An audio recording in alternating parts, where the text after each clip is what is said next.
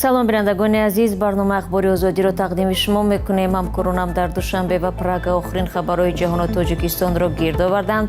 имрӯз 19 май аст ва ба сархати мавзӯъҳо таваҷҷӯҳ кунед. дар як ҷо сел, дар ҷои шамол ва дар ҷои дигар сӯхтор. офатҳои табиӣ дирӯза ба сокинони минтақаҳои гуногуни Тоҷикистон зарари зиёди молӣ расондааст. хоки се қаҳрамони Тоҷикистон аз Русия ба ватан оварда шуда дар душанбе дафн гардид.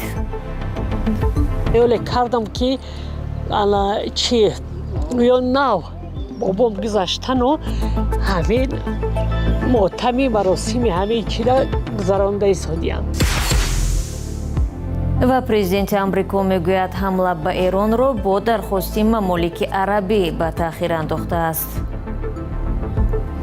عربستان سعودی، قطر، امارات متحده عرب و بعضی کشورهای دیگر درخواست کردند که عملیات را برای مدت کوتاه 2-3 روز به تأخیر گذارند. بорону шамоли сахти шаби 18 май боиси вайронӣ ва осеб дар чанд минтақаи Тоҷикистон шудааст. аз ҷумла сел ба як рӯи маҳаллӣ ва чанд хонаи сокинони ноҳияи Нурободу шаҳри Душанбе зарар расондааст.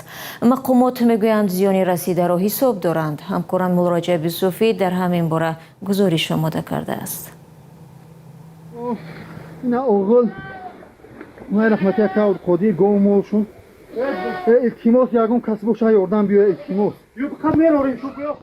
اینجا جماعت موج خرف ناحیه نورآباد است که شام 18 مای شاهد باران‌های سخت و آمدن سیل شد. سلام علیکم مردم ایزارون. اینجا یک دهه دیگر ناحیه نورآباد است. ساکنان میگویند که چند سال اخیر چنین باران را ندیده بودند. نگاه کنید. اینجا نگاه چرا؟ همینجور حوضای. خیلی اساسش خیلی بارون بردگی نبود.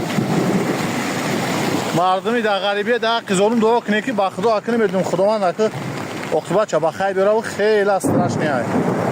تندر زده سر. به ایست. در نوارها دیده می شود که مردم محله خودشان برای برطرف کردن عاقبت‌های آفت طبیعی تلاش دارند. ساکنان میگویند که مقامات به کمکشان نآمدند. یک مسئول جماعت موج خرف ناحیه نورآباد در صحبت تلفنی با رادیوی آزادی گفت سیل شب 18 مای راه اساسی دهه آهنگران را قریب 2 ساعت بست. این مسئول گفت ضرر رسیده به خانه‌های ساکنان را حساب دارند. کمیته حالات فوق‌العاده درباره این حادثه و ضرر آن تا حال خبر نداده است.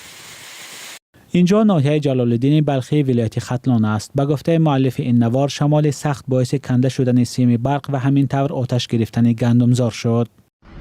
این مردم شو بارونگری شمال آفت طبیعی کریشه دوم نیست گراو زود این دوم گراو زود این کریشه شوید پارونده بوده این دوم 50 تا خانه. این محله در ناحیه فردوسی و در کنار دوشنبه جایگیر است. کمیته حالات فوق‌العاده درباره ضرر این آفت طبیعی خبری نداده است. از آغاز ماه می گرفته تاجیکستان شاهد آفت‌های طبیعی مرگبار شد. از جمله روزهای 1-4 می در پی آمدن سیل حداقل 4 نفر در شهرهای کولاب و ترسونزاده به هلاکت رسیده، 5 کس دیگر بستری شدند. صدها خانواده در سراسر کشور زیان مادی دیدند. مولارجب یوسفی، رادیوی آزادی، دوشنبه. رو می‌رویم با موضوعهای دیگر. با گذشت قریب 90 سال از کشته شدن شخصیت‌های معروف توجیکستان، شیرین‌شاه شاه تیمور، نصرتالله مخصوم و نیسور محمد از سوی رژیم استالینی، مقامات توجیکستان مشت خاکی از آرامگاه آنها را از مسکو به دوشنبه آوردند.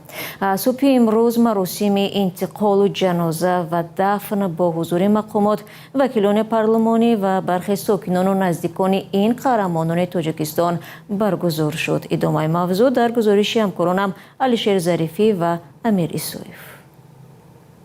اعوذ بالله من الشیطان الرجیم بسم الله الرحمن الرحیم. آرامگاه لوچاب شهر دوشنبه مشتی از خاک مزار قهرمانان تاجیکستان نصرتالله مخصوم و شیرین‌شاه شاه تیمور و نیسار محمد، یکی از روشنفکران و اولین ناظر معارف تاجیکستان را در اینجا گرانیدند. خاک را در کپسولاهای مخصوص از قبر دسته‌جمعی ترورشدگان استالینی در آرامگاه دانسکوی شهر مسکو به تاجیکستان آوردند. این مشت خاک دقیقاً از تربت آنها نبوده از دفنگاه عمومی است و مضمون رمزی دارد. баъзе аз наздикону пайвандони Нусратулло Махсум ва Шириншоҳ Шотемур, ки дар ин маросим ҳузур доштанд, гуфтанд ҳоло аз як су хурсанд ва аз сӯи дигар ғамангезанд. хаёле кардам ки чи ё нав бобом гузаштану ҳамин мотами маросими ҳамин чира гузаронда истодиам. барои ҳамин қадар манзиле обод карду худ бе манзил бимонд, мурдае кафан карду худ бе кафан бирафт. дӯстони азиз, манзилаш обод кунед, обод ки накардед гоҳ-гоҳ ёд кунед. мо бисёр миннатдорем. ин рӯз ҳам аз як тараф рӯзи шодӣ ва фарах барои мо аст, як рӯзи бузург аст ки хоки пок, хоки мубораки қаҳрамони Тоҷикистон ба ватан баргардонида шуд. хабарнигорони мустақилро ҳарчанд ба фурудгоҳ даъват карда буданд, ба наворгирӣ аз маросими дафн роҳ надоданд. овардан ва дар қабристони Лучоб, ки пантеони чеҳраҳои маъруфи Тоҷикистон аст, гӯронидани мушти хок аз Москавро дар Тоҷикистон мусбат арзёбӣ мекунанд. тавре ки дар ифтитоҳи ин ҳамоиш гуфта шуд, аз хоки ин қаҳрамонон боз хоки Тоҷикистон афзун шуд. ин албатта бисёр рамзӣ аст, ки дигар ин пайванд бисёр пайванди маънавӣ ва бобаракат ва бо файз хоҳад буд ва мардуме ки инҷо ба зиёрат меоянд ва оромгоҳи ин бузургонро зиёрат мекунанд, бори дигар пайванди худро ба инҳо эҳсос мекунанд. аммо ақидаҳо яксон нестанд. В принципе, вот такого в обществе у нас вот такой оценки. در تاجیکستان تا حال به آن حادثه ها بهای تاریخی تحلیلی داده نشده است. آنها به طور ناگهانی چنین اقدام کرده خاکی از تربت شیرینشاه شاه تیمور و دیگرها را آوردند، یعنی در حکومت چنین قرار قبول شده است. باور دارم باید یک بهاگذاری علمی، یک تحلیل علمی این موضوع، یعنی سرکوب‌های استالینی باید باشد که فعلا وجود ندارد. шириншоҳ шотемур, Нусратулло Махсум ва Нисор Муҳаммад аз шинохтатарин чеҳраҳои таърихи муосири Тоҷикистон ба ҳисоб мераванд, ки дар соли 1937 қурбонии тӯҳматҳои беасоси низоми Иосиф Сталин шуданд. онҳоро бо гуноҳи душмани халқ паронда дар гури дастаҷамӣ хок карданд. ин се шахсияти баҳруманди Тоҷикистонро танҳо баъди марги Сталин дар солҳои 1950 расман бегуноҳ эълон карданд. субҳи 19 май капсулаҳо бо хок аз маҳалли дафни қаҳрамонони Тоҷикистон Нусратулло Махсум, Шириншоҳ Шотемур ва Нисор Муҳаммадро аз Русия ба Тоҷикистон оварданд. раиси ҷумҳур Эмомалӣ Раҳмон, мақомот ва горди фахрӣ барои қабули хок аз маҳалли дафни ин қаҳрамонони Тоҷикистон ба фурудгоҳ омаданд. қабл аз маросими ба хоксупорӣ бар турбати ин се шахсияти шинохтаи Тоҷикистон дар масҷиди Калони Душанбе, маъруф ба масҷиди Қатар, намози ҷаноза хонда шуд. дар зимн Фиона Наим, як муҳаққиқи таърихи Помир ва минтақаи Осиёи Марказӣ дар донишгоҳи Ҳумболти Берлин дар як суҳбате пеш аз ин барнома бо ҳамкорам Хиромон Бақозода назарашро ба ин иқдоми ҳукумати Тоҷикистон чунин баён кард.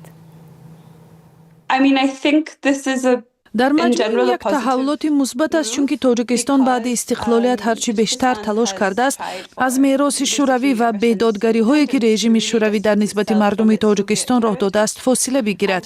ман инро дар таҳқиқоти пешинаам ҳам гуфтам, ки мардум гоҳо барои арҷгузорӣ ба таърих ё ёдворе аз саҳифаҳои торики пешин як нав иртиботи моддӣ бо гузашта бояд дошта бошанд. ман каме аз он тааҷҷуб кардам, ки турбате аз Нисор Муҳаммад Юсуфзай ҳам ба ин барнома шомил шуд, чун шояд ӯ дар сатҳи баробар бо Нусратулло Махсум ё Шириншоҳ Шотемур набошад, чунки онҳо ба як навъи дубора ба хонаашон баргардонида шуданд. то куҷо барои Нисор Муҳаммад ҳам мешавад гуфт, ки Тоҷикистон хонаи ӯ мебошад, намедонам, вале дуруст аст, ки ӯ барои бунёди Тоҷикистон нақши боризе доштааст, яъне дар ниҳоят хонаи ӯ дигар аст.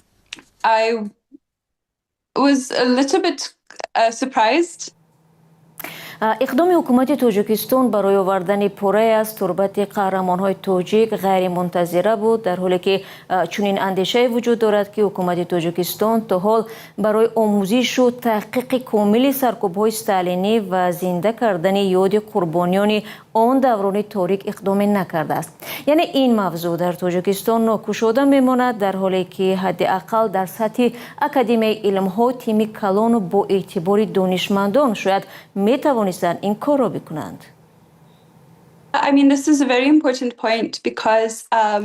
این نکته مهم است و برای انجام آن بعضی مشکلات یا چالش‌های هستند.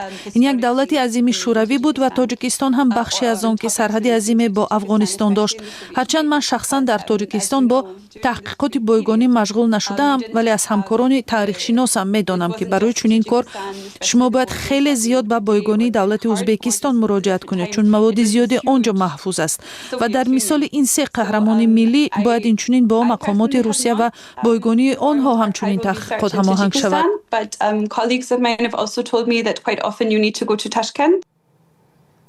تشکر فیونا نعیم، یک محقق تاریخ پامیر و منطقه آسیای مرکزی در دانشگاه هومبولت برلین بود که نظرش را در صحبت با همکارم خیرمان بقازاده اویدی اقدامی حکومت تاجیکستان برای آوردن پاره از تربت قهرمان‌های تاجیک ابراز نمود.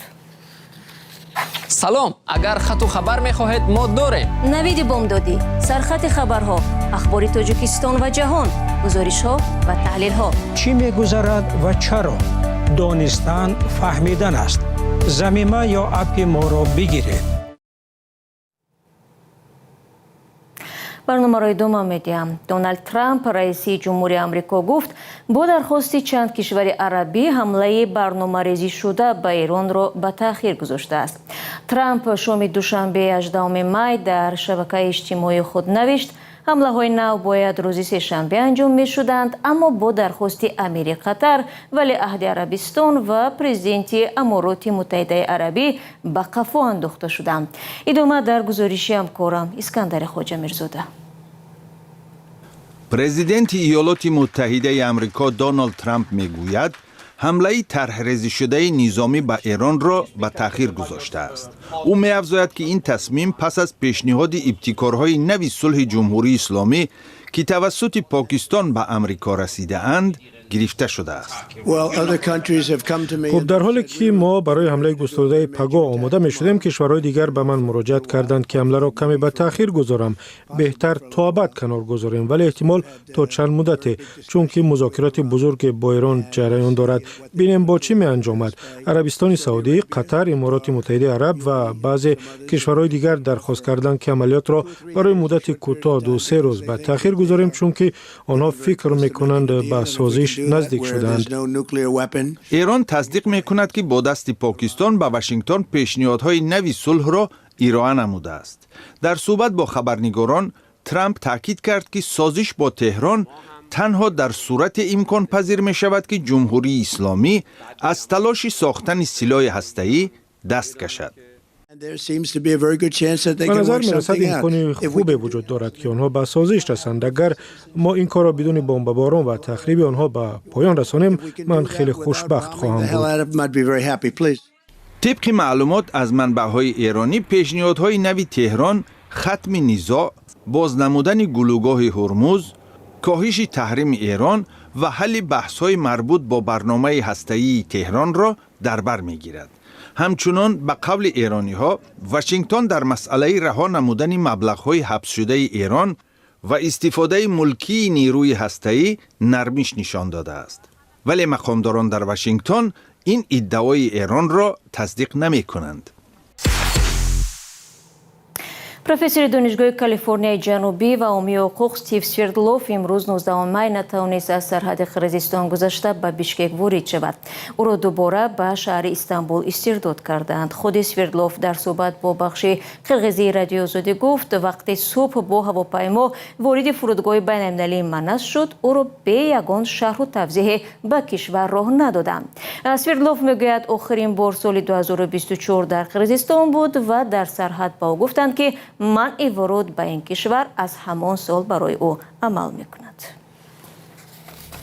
دوستان عزیز، با همین خبر برنامه اخباری آزادی را به پایان میبریم. سپاسگزاریم که تا این لحظه همراه ما بودید. برای خواندن اخبار بیشتر و دیدن ویدیوهای دیگر وبسایت azadi.org در خدمت شما عزیزان است و اگر شما هم خبری دارید و میخواهید دیگران بدانند به ما نویسید. خود را تا برنامه فردا احتیاط کنید و خدا نگهبان هر یک شما باشد.